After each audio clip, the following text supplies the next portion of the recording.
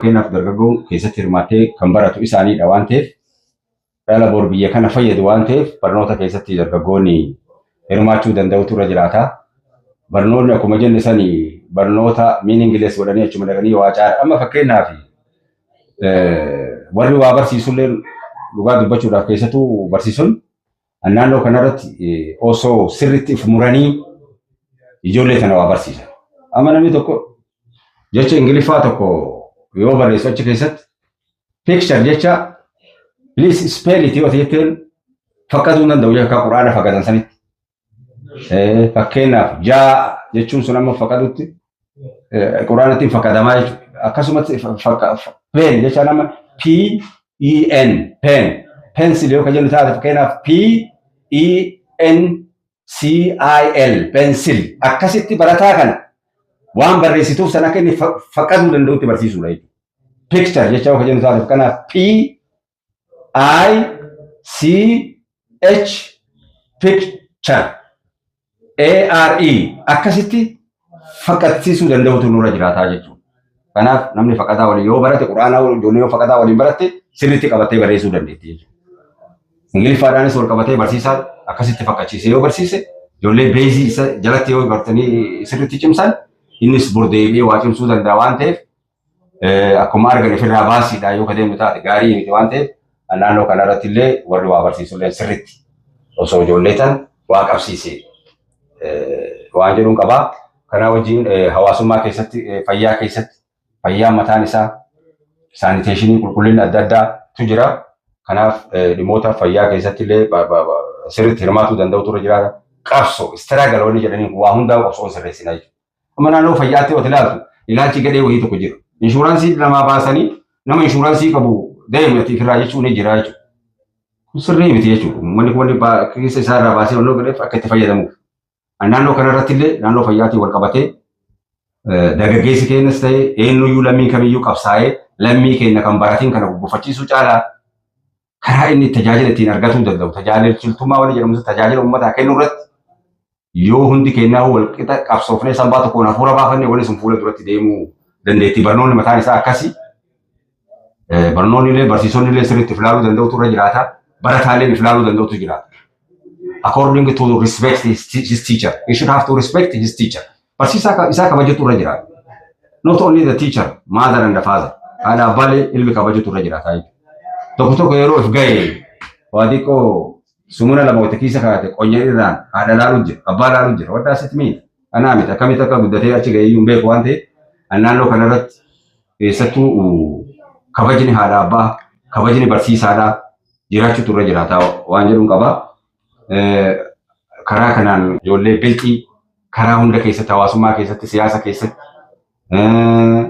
agartee ilaalee dinagdee keessatti waa hunda keessatti gara maraan all round ta'ee nama hirmaatu ta'utu irra jiraata. Nama biyyoolessaa ta'utu irra jiraata jechuudha.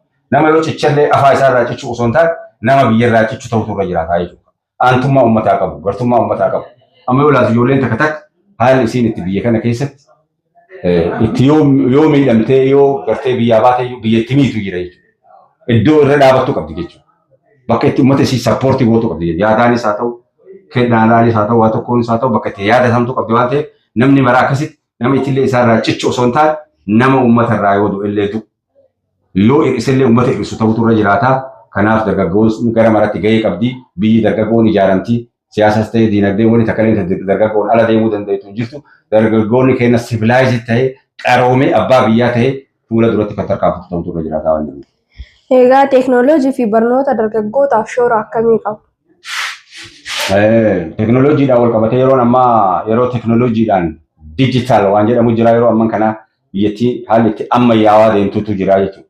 Karaa diijitaal tahee karaa ammayyaa'ee deemaa jirra waan ta'eef yeroo amman kanaa ijoolleen keenyallee bakka waan silaa barachuudhaa qabdu barachuutu irra jiraataa jechuudha. Keessattuu iskiilis wanni jedhamu kun ogummaa qabaatudha namni. Baradhee ani fiixee bichaa osoo hin ta'in namni yoo ogummaa qabaate iskiilis wanni jedhamu kun baay'ee murteessaa jechuudha. Bakka fedhe yoo deemu. Min makaan ilaa makaan saaniya from one place to another iddoo tokko iddoo tokkotti yoo deemu wanni isa jala deemu waan inni barate san jechuudha. Ogummaa san qabaachuutu irra jiraata. Namni ogummaa qabaatuutu irra jiraata. Barumsa gahaa qabaachuu irra jiraata.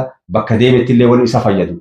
ولو كان حرفا واحد وأنا برات سملي أكن أدو أبوره في متام تيرو في دماغ أمو كل سوى إنجرني لو تقولي نجرو وابرتو وهما برتو وهما لم يمكنوا ماتورا سبو دندوكونو هما تانسا وهما غراجي بنته ماتورا سبو متانسا وهما يجو كان وجري برتا ونجراتي ديماني وهما وانت كتوكو ديماني برتو كمبيوتر لا يرون ما يرون ما يا وانت كمبيوتر برتون وهم برتون وانا نجولي دام سرتي أما يا واني globalization كيش أكاتا سيرو لندا الدنيا globalization كيش أباته صدرك برات دماغ جتوانته كناف of أما يسون باي برباچي سادا knowledge dan teknologi awam jepang. Hedduu bareedaa kabajamtoota jaalatamtoota keenya kan daawwachaa jirtan gara Kaawaa Istiidiyoodha. Sagantaa keenya immoo sagantaa qophii imaltuu torbeerra jirra. Keessummaan keenya kanarraa immoo Jamaa Sheek Kadiir.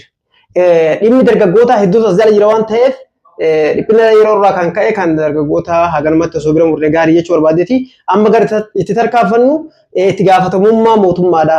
Mootummaan tokko hawaasa tokko itti gaafatamummaa qaba. Itti gaafatamummaa sun maal kan jedhu irratti marii goona. Hawaasni mootummaa irraa bu'uuraalee misooma bifa akkamiin gaafachuu qaba. Hawaasni nama akkanumaan fakkeenyaaf gaafiin kun karaadhaan ala yoo dhufe yakka ta'uu danda'a. Hawaasni kallattii kamiin bu'uuraalee misoomaa kan silaa mootummaan isaa gochuu qabu yaadachiisee naa godhi jechuudhaaf karaa kamirra deemuu qaba hawaasni. Gaariidha. Sirna dimokiraasii gaggeessinu keessatti rakkoon qabu hawaasni waan itti rakkate gaafachuu danda'a waltajjii irratti. Ati maal dubbattaan hin jiru. Ignore godhanii nama san duubatti dhiibuun hin jiru. Garuu bu'uurawwan isaan uummanni dhiyeeffatu san bu'uura misoomaa san isa kamiif dursa kennuu danda'a jedhee mootummaan gaafii sana akkuma jirutti qabatee tartiibaan jechuudha. Amataan jala gaafii uummataa san deebisaa jira. Wanni bal'aan deebi'ellee hin jira. Wanni bal'aan deebi'uuf deemullee kan jiru ta'uu isaati. Garuu hal tokkotti bakka tokkotti wanni hundinuu rabbi taatee akka roobaatti. Hawaasni akkamitti gaafachuu qabu mootummaa? Hawaasni akkaataan inni itti gaafatuu qabu bu'uura misoomaatiin wal qabatee kan itti rakkoo qabu san keellaa fayyaa ta'uu danda'a, fayyaa horii ta'uu danda'a, kan namaa ta'uu danda'a, mana barumsaa ta'uu danda'a. Waltajjii garaagaraa namni barate isaan bira jira jechuudha. Hawaasummaadhaan wal qabatee sektarri hawaasummaa gadi bu'ee jira. Nageenyaan wal qabatee sektarri nageenyaa gadi bu'ee jira. Waliigala kan walitti qabu bulchaan hin jira, paartiin hin jira. Kana wajjii wal qabatee waltajjii sanirratti uummanni gaafii mirgaa harka baasee dhuunfaadhaanis ta'ee waldaanis ta'ee manni mariitis sadarkaa gandaarra jira. Mana marii san keessatti illee waan rakkoo itti ta'u san yoo fayyaa tallaalii horii haa ta'u waan biraa haa ta'u uummanni keenya gaafachuu danda'a jechuudha.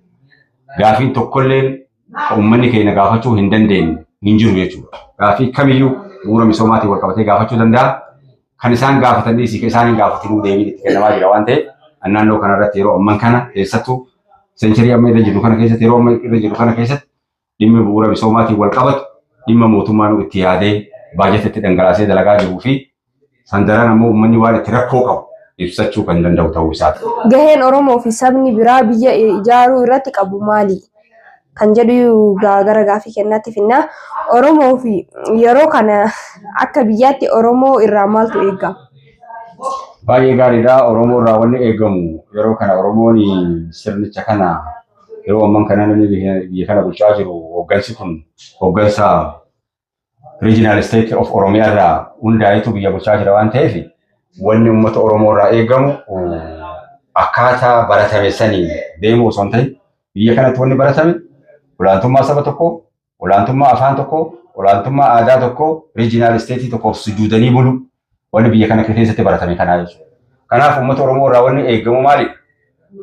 Aadaa gadheessan irra darbee, haaloo bahuu irra darbee, isa kalee isa irra ejjatellee irra ejjatuu dhiisee ofitti qabee sabdaneessummaadhaan sabaa fi sablammiin kun karaa tokko tahee inni kaleessa aangoo irra turellee inni irra turinillee tokko tahee karaa wal qixa tahee biyyattii tan ilaalcha waloo san qabannee ilaalcha biyyoolessaa qabannee biyyattiin tun ta'e natti jennee namni kamiyyuu inni tokkolleen achi ofirraa hin qabne biyyi kun kiyyaa jee haga lubbuu isaatitti biyya isaaf kennee birmadummaa biyyaatiif kennee misooma biyyaatiif kennee qajeelfama karaa mootummaatiin kennamullee fudhatee biyya tokko keessatti heera biyya tokko kabajuun dirqama jechuudha.